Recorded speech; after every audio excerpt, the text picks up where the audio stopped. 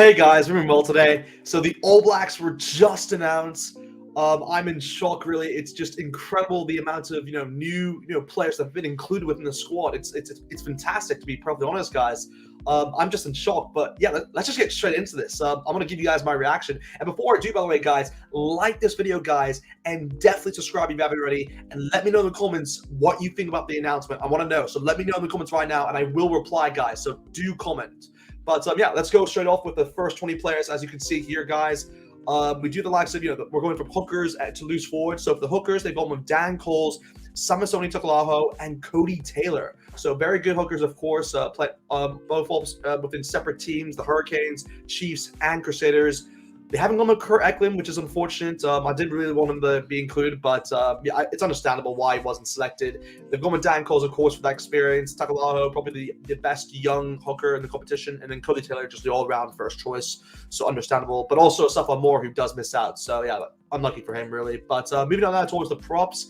For the props, you have George Bauer, Nepalala, Aiden Ross, you have the likes of, Angus Talvao, Colton Mafe, and Arthur Tungafasi. So a very good selection of props there. Of course, first of all, I have to say that Aiden Ross, great to see him, the first player that we're going to talk about that has been selected for the All Blacks for the first time. So congrats on him. He definitely deserves it. He's had a hell of a season, really, for the Chiefs. And yeah, he's proved, towards the All Black selectors that he definitely has the, the proof of the pudding to do well in the All Blacks. That's good to see.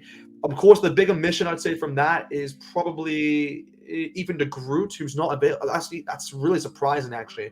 Maybe he's injured. I'm not too sure. But I mean, you do have Nepalala there with a lot of you guys in the comments. I remember in previous videos were saying that he is just out of form within the season and doesn't deserve to get in. But I mean, going up the last game against the Brumbies, he was sensational. So maybe that changed their minds a bit. We never know. But yeah, free Blues players obviously selected in that section. But overall, pretty happy with that prop selection. But moving on that towards the locks. So the locks, you do have the likes of Scott Barrett, Josh Lord, Bernie Vitalik, Tupou Valai, and Sam Whitelock. So surprised to see Josh Lord in there. Of course, he's been within the All Black setup before, but I would have liked to see maybe like Patrick Tupiloto, but I assume he can't be selected because he was in Japan.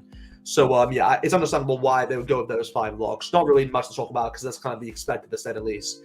But moving on towards the loose forwards. Of course, you have Sam Kane, who's the captain, Akira Ione, as well as Dalton Papali'i. So they have selected Dalton Papali'i, which is interesting, but I think he'll only be available for the second and third test, if I'm not mistaken. You do the likes of Art Sadia as well as Hoskins Tutu, but the big one is Peter Gus Sumakula. I just can't believe he's been selected. It's unbelievable. I mean, his form throughout Super Rugby has just been sensational. So fair play to him to get into the squad. I mean, he just proves how good of a season he really had. So that's incredible, really, to see him get selected. And yeah, he truly does deserve it. And when you look at the kind of like depth within that loose forward position as well, you have like Akira as well as you can see Peter Gus Sumakula, who could really play it from that 6 jersey. I mean, Sumakula can play any of the 3 really, but it's interesting that they haven't gone with like Luke Jacobson. They haven't gone with like Luke Jacobson is like the main one for me because he can play all 3. They haven't even gone with Shannon Vazel. It's crazy. So they only really have technically one 6, which is Akira Ione. So maybe you never know. Dalton might be a 6 within this. Maybe they go with Dalton, Kane, and Sevilla within the second and third test. Maybe that's the way they do it.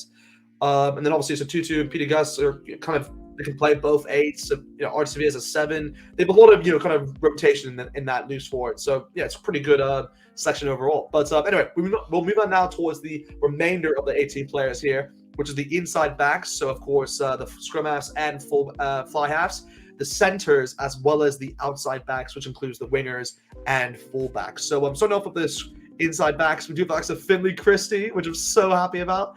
Fakatava, so obviously the grip the team obviously involved, as well as Aaron Smith. So you have the duo from the Highlanders who obviously have been selected.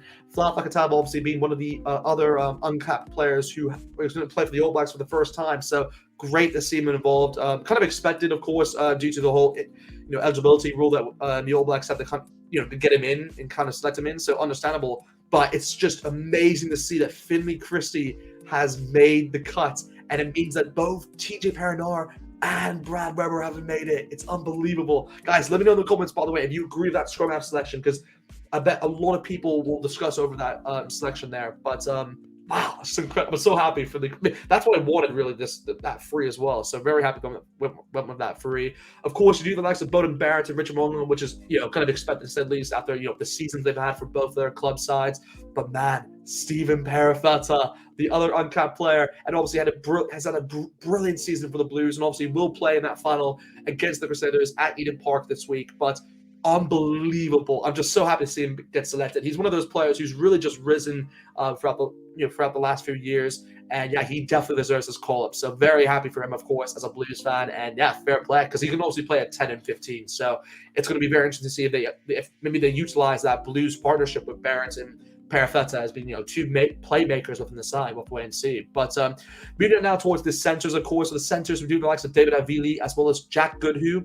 So both Crusaders boys in there. Then we do the likes of Regularoni and RTS, Roger Tuivasa-Sheck. He's been selected. It's unbelievable. Great for him, of course.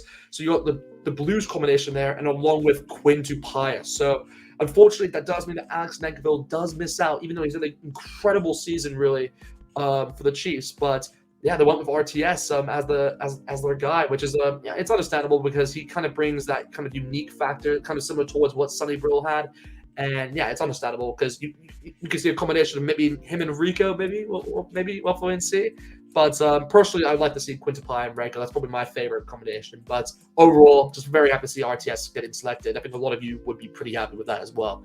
But moving on now towards the final kind of positions, which is the outside backs. We do have the likes of Jordy Barrett selected, as well as Caleb Clark. Surprised to see Caleb Clark, of course, because he is still injured a bit, but I believe he'll be available for the final, if I'm not mistaken. So hopefully he should be good ready for this series against the Irish. But of course, Lester Fanianku has been selected. Lester, he's finally got that cap, and it's great to see. I think he's one of those players who, if you didn't select him, it would just be crazy because he's done so well for the Crusaders this year. He can obviously fit within that 12 or 13 jersey if he has to, but he can also play with that 11 spot. So he's a great player and also is very versatile. So great to see him being selected. And then, of course, finish off, you do the likes of Will Jordan and Severies, who are also his Crusaders teammates. So yeah, just unbelievable, guys. That is just insane. I'm just over the moon with a lot of these selections, particularly Finley Christie. Very happy for him. Seeing Perifetta as well as a Blues fan. Really shocked by some of the kind of omissions from this side as well. I mean, you don't have the likes of Luke Jacobson, which is a huge one. Ethan de Groot, surprisingly not there. I mean, who else? Safa Mora for the hookers. I mean, I'm trying to think of anyone else who I've forgotten. Nankivell, I would have loved to see. I'm trying to think anyone else who a really notable mention. Not really. I think they kind of got everyone else perfect, spot on. But I think the loose forwards and the halfbacks is probably the most interesting debate. But guys, let me know in the comments right now what you think about this. I'm just shocked. I want to see your comments right now. And by the way, guys, do like this video, guys, and subscribe. And I will definitely be making another video, probably for what my AllBlacks, what my starting 15 would be following this announcement. So stay tuned for that, as I'll post that within the next day, really. So keep an eye out for that. But oh my gosh, guys, unbelievable. And yeah, guys, I'll see you guys next time.